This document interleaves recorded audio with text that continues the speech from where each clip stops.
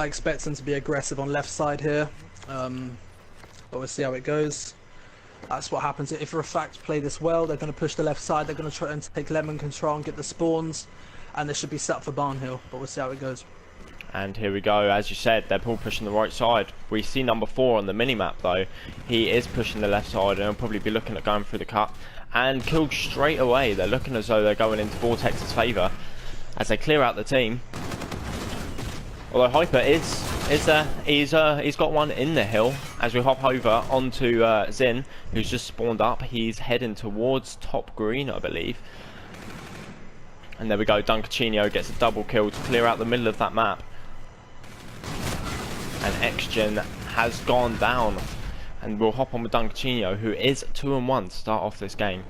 As he pushes towards top green, we're looking for him to clear out the remainder of these players, get them power points.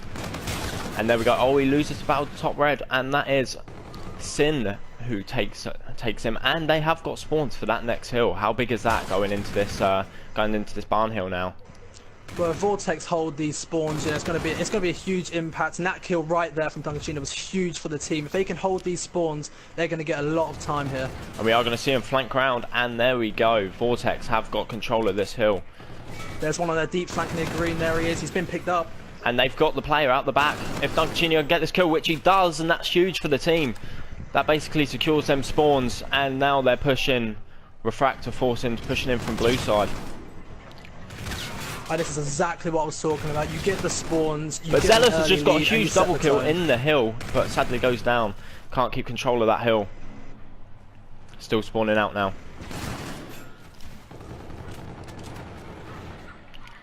What are you saying if you're Refract? What are you looking to do? Setting up for this next hill. When do you call quits? Refract's got to realise there's 15 seconds left. You need to concentrate, maybe towards the next hill now. I mean, getting the rest of the time would be good, but they need to focus for the next 2 hills for sure, especially the 4th one. I'm on with Dunkachino now, and he's already in that next hill, waiting for it to change. But he's all on his own now as his team do drop. But they have got bowling spawns, Vortex, so we'll be looking at them making plays on the next money hill. Seems like a common trend here. Vortex are holding all the money spawns, if you ask me right now, and that's going to make a huge impact. And we've got Dunkachino here again, looking over the hill and seeing what he can do in this situation whilst protecting his man who is in the hill, which will be Demise. We'll hop over back with Hyper, who started off the game 9-8. Clearly been the best player for Refract so far. He'll be looking for his teammates to step up in the second half of this game. On the other side of that, we've got Zin for Vortex, who started off 13-8, picks up a huge double kill there for Refract, who are pushing spawns. So they keep them, Vortex can keep them bowling spawns, which will be huge going into the next hill. But as we can see on the minimap, number 8 is pushing straight into the spawns of that baseball hard point. But again, Vortex just shut them down. Cleared them out. And this has been the story of the game so far. Vortex just haven't managed to string anything together, but we'll hop on with Hyper as he looks to break this hill. But shut down straight away, and again, kill feed is all in Vortex's favour. Although saying that, Refract have just cleared them out. Yep. But then Vortex are controlling the spawns and controlling the game because of it. And really, if Refract don't sort this spawn system out, I mean, they're in for a hard game. They're in for an extremely hard game. I mean, this could be, they could get 100 pointed here.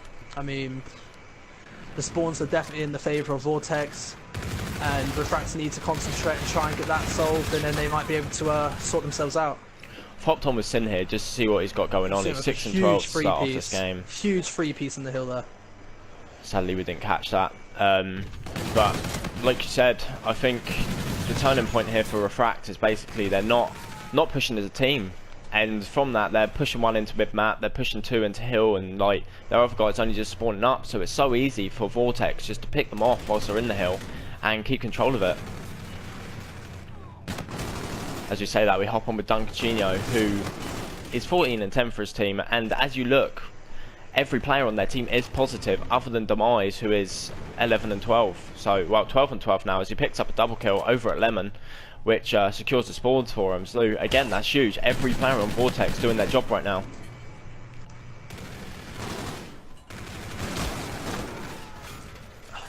And now And one of them was on his teammates. About to say another 3-piece there, but not sure that one counts. He's picking up the kills where he needs to. And Definitely. if I'm Refract, I think on Refract's point of view, if Sim was playing better, I think it would be a very different game, a lot closer.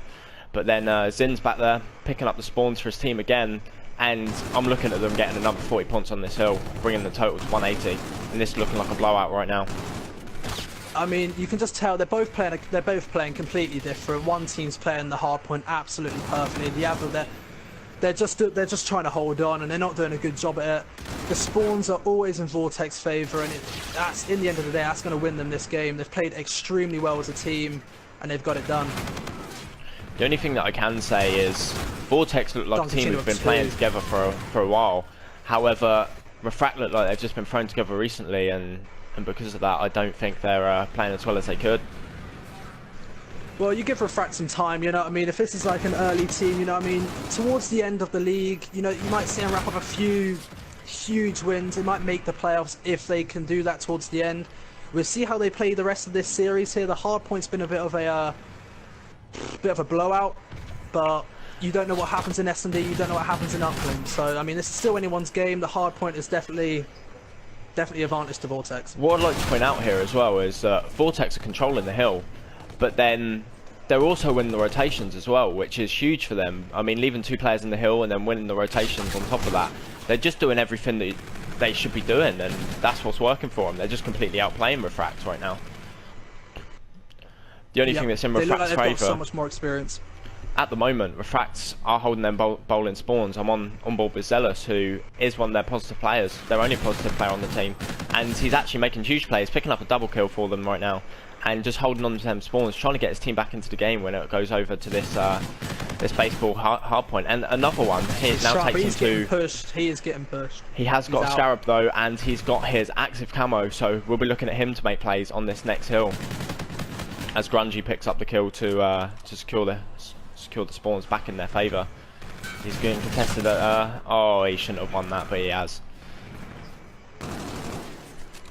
On board with Piper now, pushing blue side. Let's see what he can do. And you'll see, right there, how spread out his team were on the minimap, and he's just challenging on his own, 1v4 all the time. And it's just, this is the reason why they are so far up in this hard point. They've got a perfect setup, they know how they're playing, and I mean, if they keep playing like this, you've got to say they're contenders. Another 3-piece there, he is going off this game. I mean, I have to say, I'm just going to stay on him for a little bit, because we haven't given him much time on the camera, and he's been the one lighting up the stage so far. So I'm going to hop on with him for the rest of this hill, see what he can do. And it's looking like they might wrap up the game on the next hill, if not the barn hill. He's been a huge player for him. The slam power has been incredible, and it's really helped the team, but it's really a team performance from Vortex. They've worked together, they've worked well, they've got spawns, and they've just controlled the game from the off.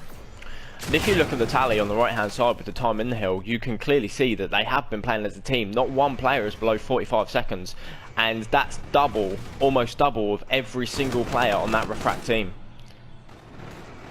That's what you like to see.